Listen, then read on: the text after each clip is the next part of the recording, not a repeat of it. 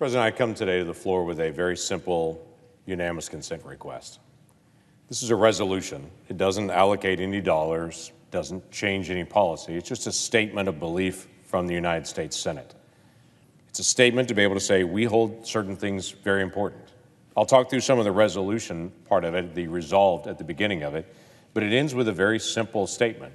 It ends with resolved that the Senate recognizes and promotes the importance of parental involvement in their child's education and recognizes the necessity of school choice as a tool to empower all parents with the freedom to choose the best educational environment for their children and to reject destructive ideologies promoted by many public schools, such as critical race theory.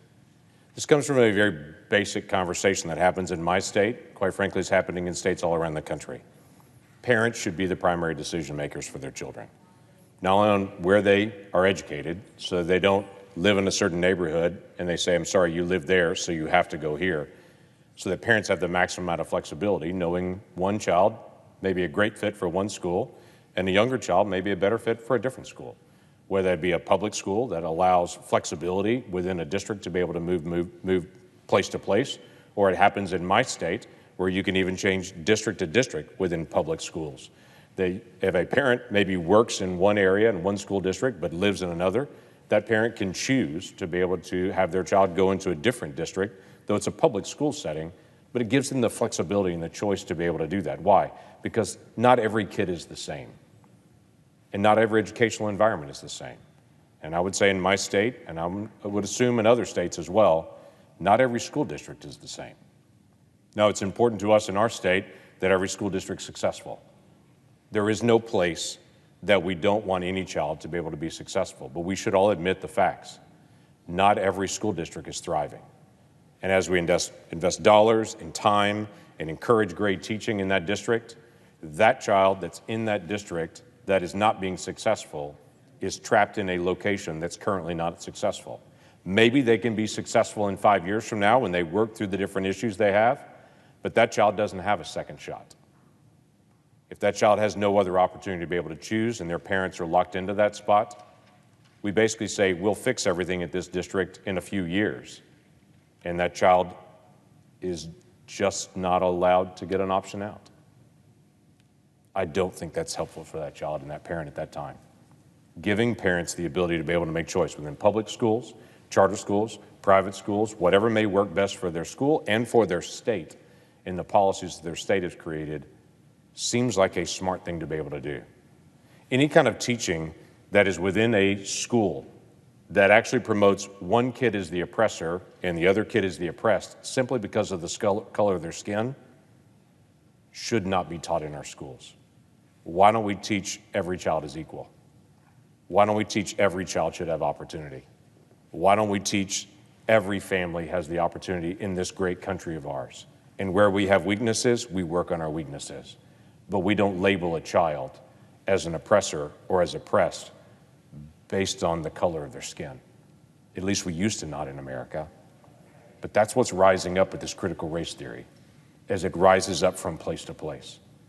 I've had many of my colleagues on both sides of the aisle say, that's not true, that's not actually being taught. Great. Let's make the resolution and let's say we as a Senate don't believe that this should be taught. Let's teach every child. Let's love every child. And this resolution also affirms the rights of parents to be able to speak out.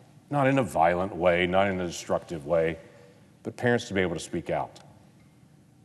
Why is it several months ago that our Department of Justice in our nation starts a whole investigation on parents to be able to say, are there parents that are actually maybe closet terrorists that are showing up at school board meetings complaining about what's being taught?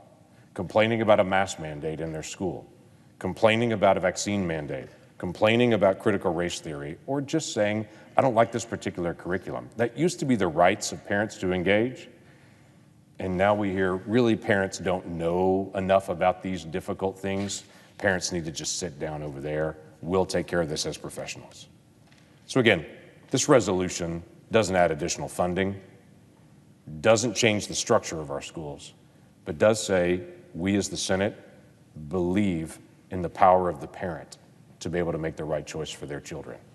So with that, Mr. President, As if in legislative session, I ask unanimous consent that the Committee on Health, Education, Labor, and Pensions be discharged from further consideration, and the Senate now proceed to my resolution, S-Res 493. I further ask that unanimous consent that the resolution be agreed to, the preamble be agreed to, and that the motions to reconsider be considered made, laid upon the table. Mr. President. Senator from Oklahoma. Reserving the right to object. I appreciate the dialogue on education. A degree is an education. My mom is a lifelong educator. I spent my summers growing up in the school library, putting books in the Dewey Decimal System, putting the new piece of tape on the outside of it, and actually back in the old days, filing a new card in the card catalog, which half the people listening to me right now have no idea what that is. I'm passionate about education. I have 2 daughters that I stayed very engaged in the issue of education. So it's always interesting to me when my Democratic colleagues say, when Republicans get serious about education. It's always interesting, we'll pass a bill like what happened in the omnibus or what happened in any education bill before, and there'll be billions and billions of dollars in education.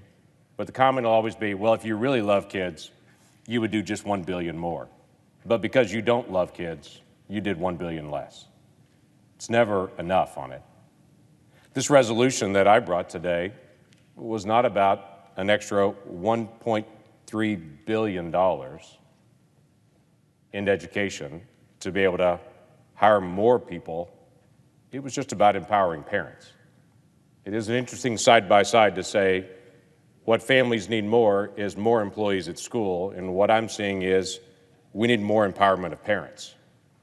One costs $1.3 billion. The other one's just free. One says, let's have folks at school know how to be able to take care of your kids best. And the other one says, well, let's make sure there's certain things like critical race theory that we don't teach at school to make sure every child is taught the same. And if that parent wants to teach that at home, they're welcome to teach that at home. But let's not impose that on every child. Let's not call some children oppressors because of the color of their skin. Why would we do that?